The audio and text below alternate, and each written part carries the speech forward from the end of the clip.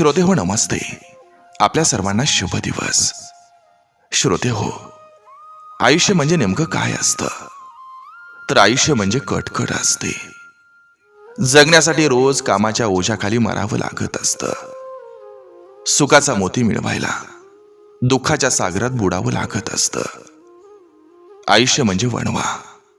इथं वेदनांना घेऊन जळावं लागतं. पोटाच्या आगीसाठी वणवण पाळावं लागतं. आयुष्य म्हणजे अंधार. इथं काळोखात बुडावं लागतं. परस्परांच्या बुद्धिप्रकाशानं इच्छित स्थळ शोधावं लागतं. आयुष्य म्हणजे पाऊस. आपतांची रखरखता पोचण्यासाठी मुक्तपणे कोसळावं लागतं. कष्टांच्या खाच खळग्यातून वाहत सुख सागराला मिळावं लागतं. पण श्रोते हो, आयुष्य हे असंच का? तर मला वाटतं आयुष्य म्हणजे तानुल्याचं हास्य असतं, जिथं स्वतःही मुक्त कंठानं हसता येतं. आपण अनुभवताना दुसऱ्यालाही सुख देता येतं. आणि श्रोते हो, ते सुख आपल्याला देता आलं पाहिजे आणि आपल्याला मुक्त कंठानं हसता आलं पाहिजे. नक्की हसूया आणि दुसऱ्याला सुखी देऊया. नक्की विचार करा. चला, आजही आपल्यासाठी सुंदर विचारांची ही शिदोरी, ही मालिका अशीच पुढे घेऊन आलोय. चला, करूया सुरुवात सुंदर विचारांना, सुंदर सुविचारांना.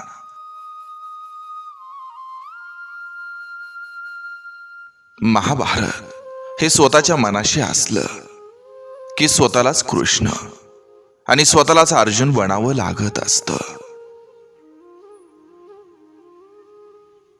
उसवलेल्या आयुष्याचा प्रत्येक क्षण हा कायम आनंदी राहून शिवायचा असतो.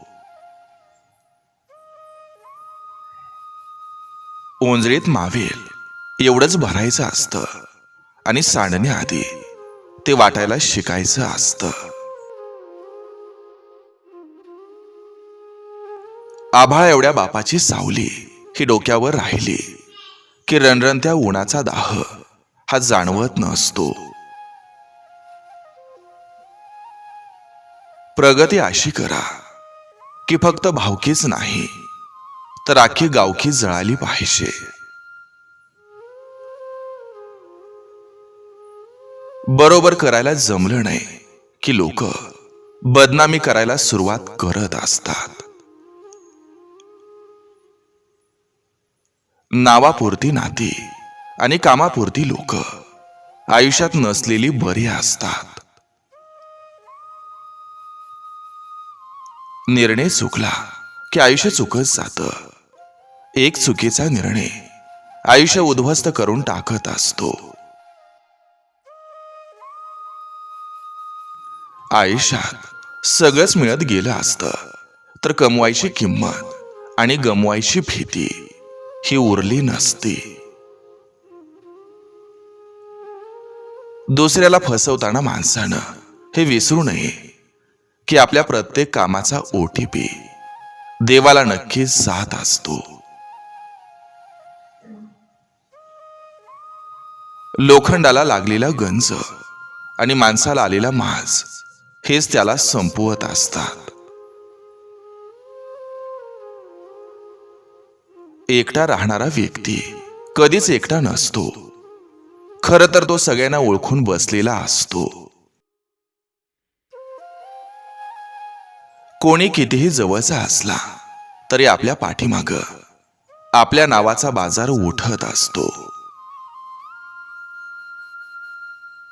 प्रत्येक वेळेस एकाच बाजूने विचार केला तर समोरचा व्यक्ती चुकीचाच दिसत असतो.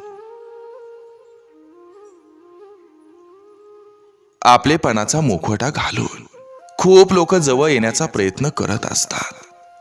मोकळेपणानं आपण त्यांना आपली सुख दुःख सांगत असतो आणि त्याच लोकांकडून त्यांचा गावभर बोबाटा होत असतो.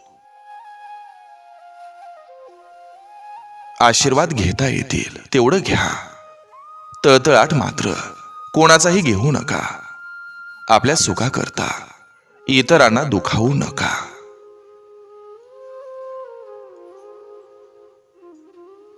कपडे फाटले की ते शिवता येतात, पण जोडीदार फाटक्या विचारांचा की आयुष्याच्या चिंध्या होत असतात. ज्यावेळी स्वतःचं महत्व सांगायची वेळ येते तेव्हा समजून घ्या की आपलं काहीच महत्व राहिलेलं नाही.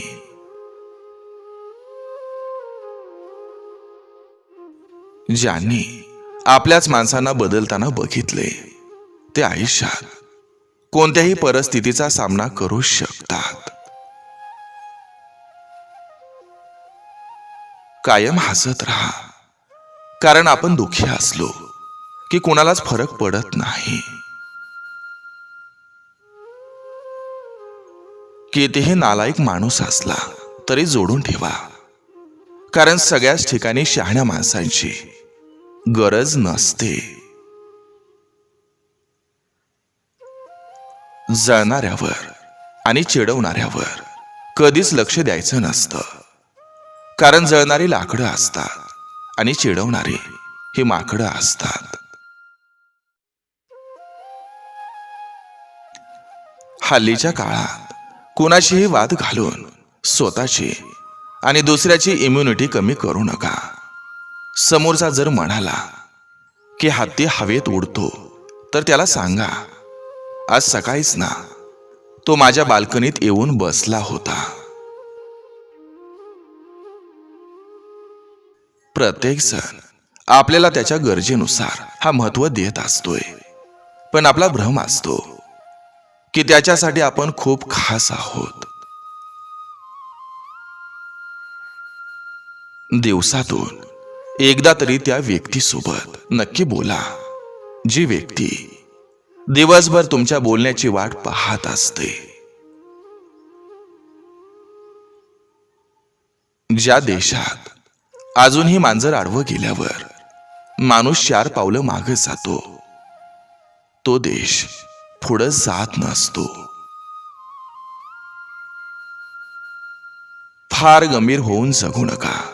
हे विश्व करोडो वर्षापासून कित्येक आले आणि कित्येक गेले, कुणा वाचून कुणाचंही काही आडलं नाही.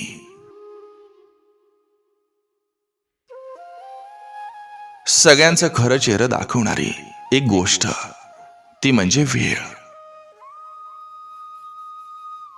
हल्ली अहंकार इतका उफाळलाय की प्रत्येक विटेला वाटतं की ही भिंत माझ्यामुळेच उभी आहे. कोणतंही नातं टिकवण्यासाठी हिंमत लागत नाही, तर एकमेकांची किंमत कळावी लागते, कारण किंमत कळाली की हिंमत आपोआप येत असते.